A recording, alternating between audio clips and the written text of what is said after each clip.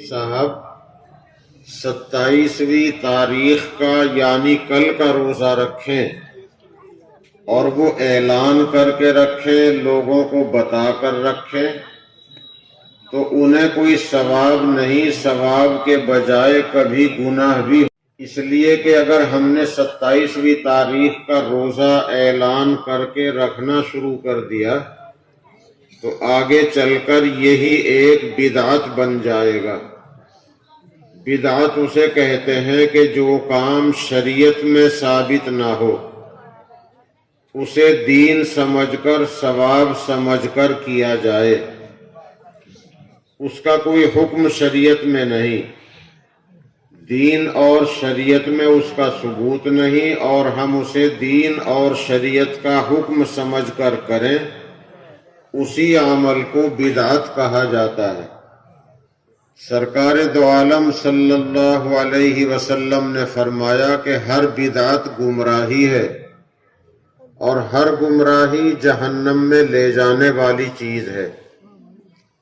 دیکھنے میں روزہ بہت اچھا عمل ہے، آپ حضرات بھی جانتے ہیں کہ روزہ اللہ کی پسندیدہ عبادت ہے، لیکن اگر عید کے دن، بقرعید کے دن، بقرعید کے بعد کے 3 دنوں میں ہم روزہ رکھیں تو وہ روزہ ثواب نہیں بلکہ گناہ کا باعث ہوگا۔ اس لیے جو کام سنت اور شریعت کے مطابق ہو وہی اللہ کے یہاں مقبول ہے۔ تو معراج کی تاریخ کا روزہ شریعت میں نہیں، اگر کوئی آدمی اللہ کے نبی کی محبت میں رکھنا چاہے، کوئی ماں بہن بیٹی رکھنا چاہے، رکھ سکتے ہیں، لیکن اعلان نہیں کر سکتے، بتا نہیں سکتے کہ یہ معراج کی تاریخ کا روزہ ہے، ہم اسے رکھ رہے ہیں۔ بغیر کسی کو بتائے، بغیر اعلان کے کوئی رکھ لے، اسے ثواب مل جائے گا۔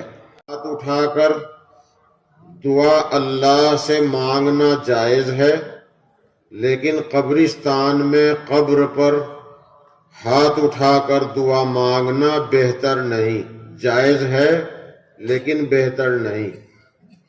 محمد الرسول اللہ صلی اللہ علیہ وسلم نے جب قبر پر ہاتھ اٹھا کر دعا مانگی تو قبر کی طرف پیٹھ کی اور قبلے کی طرف چہرہ کیا۔ جب حضور صلی اللہ علیہ وسلم نے قبر پر ہاتھ اٹھا کے دعا مانگی، ہمارے لیے ایسا مشکل ہے۔ اگر ہم کسی اللہ والے کے مزار پہ حاضری دیں، جانا چاہیے، بزرگان دین بزرگوں کے مزار پر آتے جاتے ہیں، لیکن اگر ہم مزار پر جا کر ان کی طرف پیٹھ کریں، کعبے کی طرف منہ کریں تو ہمیں گستاخ اور بے ادب کہہ کے نکال دیا جائے گا۔ اور سرکار دو عالم صلی اللہ علیہ وسلم نے جب ہاتھ اٹھا کے دعا مانگی تو قبر کی طرف پیٹھ کر کے مانگی۔ تو اس لیے اگر کوئی اس طرح کرنا چاہے اسے کوئی روک ٹوک نہیں، دعا تو اللہ سے مانگنی ہے، اللہ سے ہاتھ اٹھا کر مانگنے میں کوئی حرج نہیں، اور اللہ بغیر ہاتھ اٹھائے بھی اتنا ہی سنتے ہیں جتنا ہاتھ اٹھا کر سنتے ہیں۔ اس لیے ہاتھ اٹھائے بغیر دعا مانگی جاتی ہے۔ اس کی ایک وجہ یہ بھی ہے کہ ہم نے دیکھا اللہ والوں کے مزاروں پر بہت سے ہمارے بھائی جان بوجھ کر یا انجانے میں، عقیدہ درست نہیں یا انجانے میں، وہ قبر والوں سے بھی دعا کرتے ہیں۔ وہ اس کی کوئی خاص نماز ہو، واٹس ایپ پر موبائلوں میں آج کل ایک مضمون گھوم رہا ہے کہ معراج کی رات کی یہ نفل نماز ہے۔ تو معراج کی رات کی اگر کوئی نفل نماز سنت ہوتی تو حضرت مفتی صاحب ضرور بتاتے، اس لیے کہ وہ حدیث پڑھاتے ہیں، بخاری شریف کا درس دیتے ہیں، ان کی نظر سے حدیث یقیناً کوئی گزرتی۔ کہ شب معراج کے متعلق رسول اللہ صلی اللہ علیہ وسلم نے یہ عمل بتایا ہے۔